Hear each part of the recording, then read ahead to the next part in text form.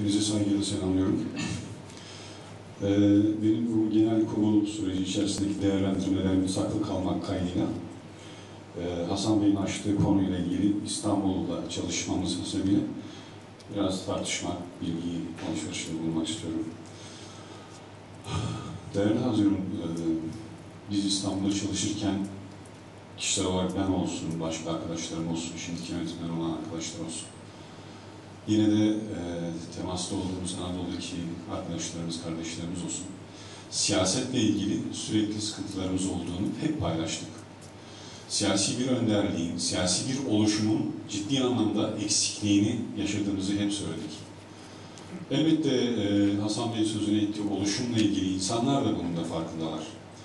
Onların bundan habersiz olması düşünülemez ki birçok konuda çok daha çabuk hareket edebilme yeteneğini demeyelim de kapasiteleri olduğunu hepimiz burada paylaşıyoruz galiba.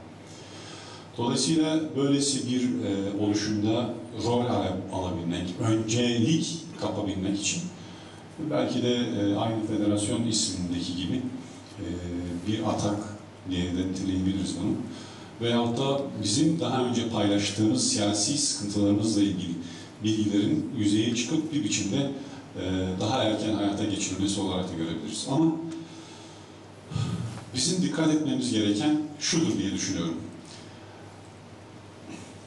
Mutlaka karşıtınız veyahut da %100 sizinle birlikte düşünen birileri olmayacağı gibi mutlaka bazı manipülasyonlarla oluşacak parti, grup, kişiler de olacaktır. O arkadaşların niteliğini ben burada tartışmak istemiyorum ama sonuç olarak o kaba bakış veya o kaba başlık altında değerlendirmek gerektiğini düşünüyorum. Onlar orada dursunlar. Çalışma, aktivite ne gösterirlerse göstersinler ama aynı eksikliği geniş kesimleri ve geniş kesimlerin taleplerini karşılayabilecek bir yapının eksikliğini mutlaka daha olumlu unsurların başarması, kurtarması gerekir diye düşünüyorum. Bunu paylaşmak istedim. Teşekkür ederim.